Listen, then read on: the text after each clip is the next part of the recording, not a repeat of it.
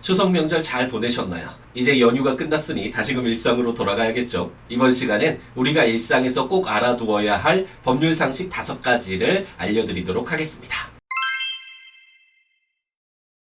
화장실 들어갈 때와 나올 때가 다르다라는 말이 있는데, 돈을 빌릴 당시에는 모든 것을 다 해줄 듯이 사정하지만 일단 돈을 빌린 뒤에는 변제가 제대로 이루어지지 않는 경우가 많습니다. 상식적으로 돈을 빌렸으면 당연히 갚아야 한다고 생각하지만 현행법상 소멸시효 제도라는 것이 있기 때문에 돈을 빌려주었음에도 오랜 기간 권리 행사를 하지 않으면 돈을 반환받지 못할 수도 있죠. 특히 자신이 가지고 있는 권리가 어떤지에 따라서 소멸시효 기간도 다 다르기 때문에 소멸시효 기간을 주의해야 하는데요. 예를 들어서 갑돌이가 을돌이에게 개인적으로 돈을 빌렸다면 10년의 소멸시효가 적용되지만, 갑돌이가 을돌이 음식점에서 밥을 먹고 갚지 않은 음식값은 1년이 지나면 다시 청구할 수 없고, 갑돌이가 을돌이 회사에서 일을 하고 받지 못한 임금은 3년의 임금채권 소멸시효 기간이 적용됩니다. 소멸시효 제도가 과연 필요한 것인지, 소멸시효 기간이 이렇게 다양하기 때문에 일일이 채권자가 소멸시효 기간을 확인해야 하는 불편함을 왜 가져야 하는지 의문이 드는 것도 사실이지만, 어쨌든 현행법에서 일정 기간 동안 자신의 권리를 실현하지 않는 자는 소멸시효가 완성되어서 더 이상 돈을 달라라고 할 수 없도록 규정하고 있기 때문에, 누군가에게 돈을 받아야 하는 채권자라면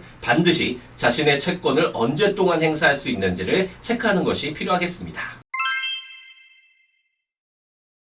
현대사회에서 가장 문제가 되는 것 중에 하나가 명예훼손 문제라고 할 수 있습니다.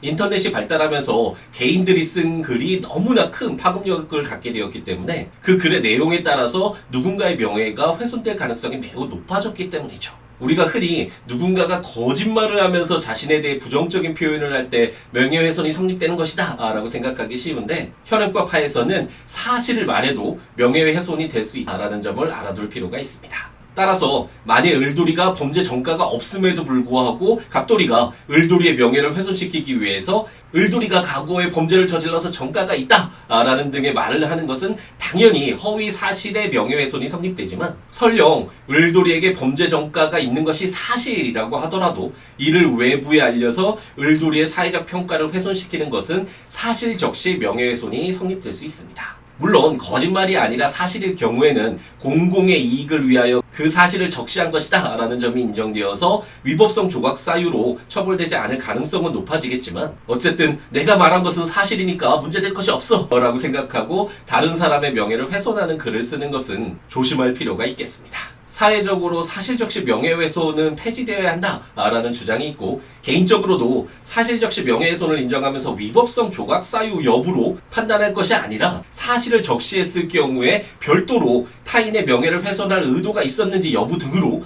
구성 요건을 좀 더 엄격하게 해서 판단하는 것이 좋지 않을까라는 의문을 갖고는 있는데, 어쨌든 사실적시 명예훼손 규정이 아직도 존재한다라는 점을 기억할 필요가 있습니다. 가사사건을 담당을 하다 보면 아직도 안타까운 사정들을 많이 보게 됩니다. 남편의 폭력과 외도 등의 잘못이 있어도 남편이 이혼을 해주지 않는다라고 하면서 이혼만 할 수 있게 해달라라고 요청하는 경우도 있고, 이혼 후에 30만 원의 양육비도 지급하지 않아서 홀로 아이를 키우는 모습을 보면 참 마음이 좋지 않습니다. 아마도 대부분의 분들이 협의 이혼이든 재판성 이혼이든 이혼 후에는 상대방에게 더 이상 책임을 물을 수 없다라고 생각을 할 텐데, 현행법상 이혼을 했더라도 상대방에게 위자료와 재산분할을 청구할 수 있다라는 점을 알아둘 필요가 있습니다. 특히 재판상 이혼의 경우에는 재산분할이 중요 논점으로 다투어지기 때문에 이혼 후에는 추가적인 재산분할 대상이 나타나는 등의 사유가 없다면 문제가 될 여지가 적지만, 협의 이혼의 경우에는 재산분할 청구가 제대로 되지 않고 이혼이 되는 경우가 많거든요. 그렇기 때문에 이혼을 했더라도 이혼 후 2년 내에 별도의 재산분할 청구가 가능하다는 점을 알아둘 필요가 있죠. 위자료 청구도 역시 재판상 이혼의 경우에는 상대방의 기책사유를 주장을 하면서 위자료 청구를 병합하는 경우가 많기 때문에 이혼 후에 큰 문제가 되지 않을 수 있지만, 협의 이혼의 경우에는 참고할 필요가 있겠습니다. 만일 혼인 가정에서 상대방의 폭력이나 외도 등으로 혼인관계가 파탄이 되었고 이로 인해서 피해를 입었다면 재산적 피해 외에도 정신적으로 입은 손해를 배상하라 라는 청구를 할 수 있습니다. 다만 언제나 청구할 수 있는 것은 아니고 위자료가 불법 행위를 원인으로 한 손해배상 청구에 해당하거든요. 그렇기 때문에 3년 내에 위자료 청구를 할 수 있다라는 점을 참고하시기 바랍니다. 영화 사랑할 때 이야기하는 것들에서 여주인공이 부모님이 돌아가시면서 남긴 채무 때문에 새로운 사랑을 시작하는 것조차 힘들어하는 장면이 나오는데요. 물론 영화이기 때문에 극단적인 상황이 그려지기는 했지만 어쨌든 부모님이 사망했을 때 그 채무가 자식들에게 그대로 승계되는 것은 아니라는 점을 여주인공이 알았다면 새로 찾아온 사랑을 열린 마음으로 시작할 수 있었을 텐데 라는 아쉬운 마음이 드네요. 개인적으로는 상속법이 가장 개정이 필요한 부분이다 라고 생각을 하는데요. 요즘 상속세율과 관련돼서 이야기가 많은데 단순히 상속세율을 얼마로 할 것인지의 문제가 아니라 피상속인이 사망했을 때 부채까지도 모두 승계하도록 하는 것이 타당한지, 사망 후 3개월 내에 상속 포기나 한정 승인 등 법적 조치를 취하도록 강제하는 것이 타당한지, 요즘에 사촌 얼굴도 모르고 지내는 경우가 꽤 많은데 사촌 이내의 반계 혈족까지 상속인에 포함시키는 것이 타당한지 등 전면적으로 상속법과 관련된 재검토가 필요하지 않을까 싶네요. 어쨌든 제 개인적인 생각은 그리 중요하지 않기 때문에 현행법상 상속제도를 어느 정도는 알아둘 필요가 있는데요. 예를 들어 부모님이 사망을 했을 때 절대 오랫동안 슬퍼하면서 손을 놓고 있으면 안 됩니다. 3개월 내에 상속 포기나 한정 승인을 하지 않으면 부모님이 부담하고 있는 채무를 모두 승계하게 되어서 영화 사랑할 때 이야기하는 것들에 나오는 여주인공처럼 힘든 삶을 살아갈 수도 있기 때문에 부모님이 돌아가시면 상속을 아예 포기하거나 부모님의 재산에 대해 정확히 알지 못한다면 물려받은 재산의 한도 내에서만 채무를 변제하도록 하는 한정 승인을 신청하는 것이 필요하다는 점을 기억해 둘 필요가 있습니다.